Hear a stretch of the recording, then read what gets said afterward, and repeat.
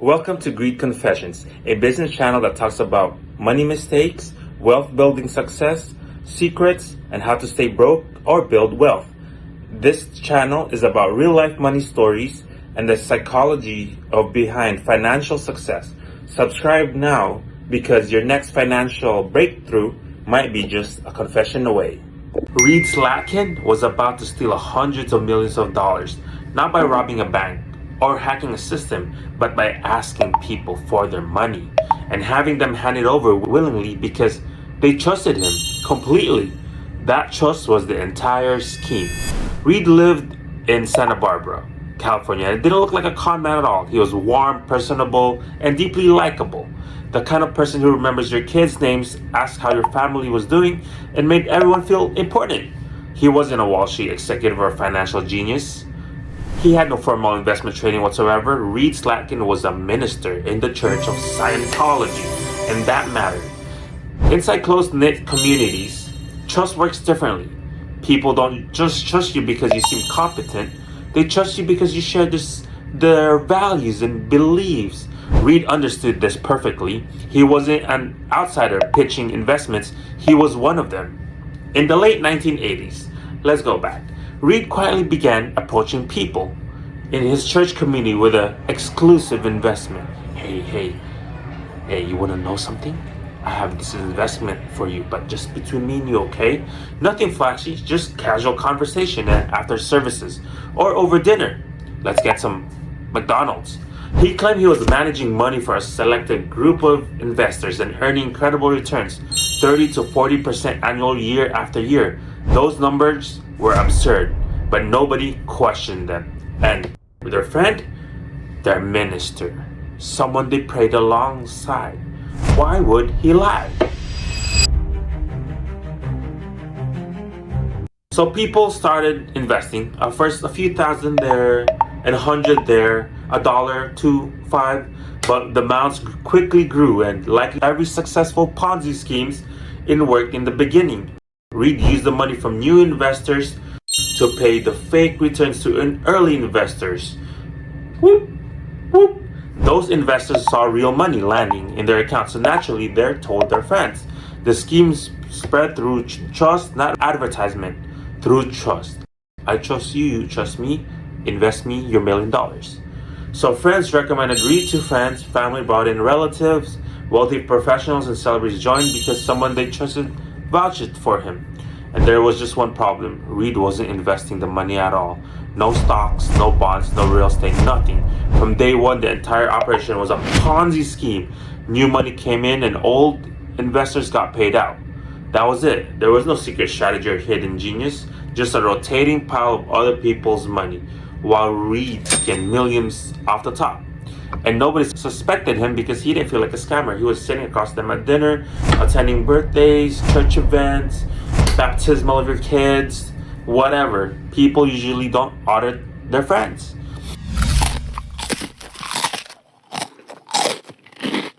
As money poured in, Reed built himself a spectacular lifestyle. He bought multiple airplanes, became a licensed pilot, purchased luxuries, home in Santa Barbara, and traveled constantly around the world. He traveled lavish parties and lived like a financial mastermind. But the lifestyle itself became part of the scam because people saw Reed's wealth, assumed it proved he knew what he was doing.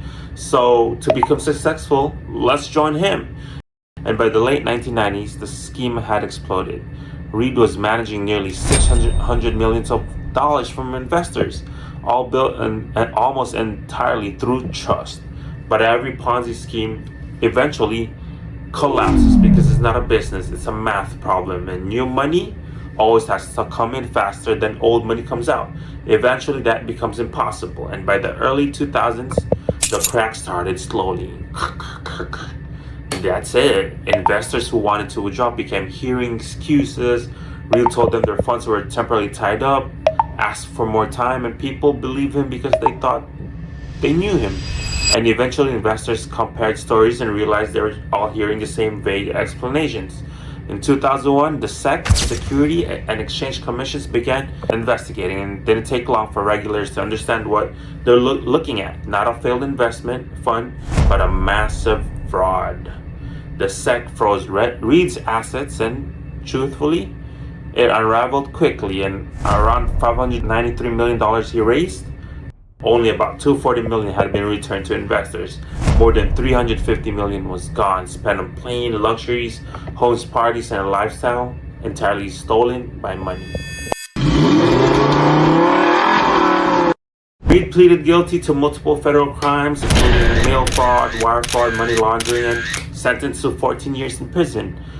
And the devastation, the victims, people that lost their monies, their savings, their college funds for their kids, wife funds, life-saving funds, everything. It was a big, big gamble. So what happens? Truthfully, because people trust blindly, they could lose out on a bunch of money, and you don't know that these investments you thought they're real or it's just a big Ponzi schemes. Reed didn't become successful because he was the smartest person in the room. He succeeded because people trusted him, and it's crazy. After he was, gone to jail and prison, people still failed to believe that he was really guilty. That's how good this guy could get your trust. After Reed was released from prison in 2013 after serving 9 years, everything was gone. His mansion, his planes, cars, shoes, clothing. But that there is always another version of Reed somewhere else. It could happen, and they could attach it with religion, business, or social circle. So be careful. The lesson here is, don't be paranoid. It's simply to remember that trust should never replace verification. Always verify, guys, if that investment that you're investing in is legit. These people that you're paying, make sure that they're real. So investment can be checked. A license can be seen through records. So real return have paper trails, and it's not just word of mouth or all this paper trails. And the most importantly, if someone tells you to invest, and this is exclusive, private, just being me and you, remember, start asking questions, because truth is often there's another Reed Slatkin lurking around. Greed Confessions, where the truth cost extra. Shh.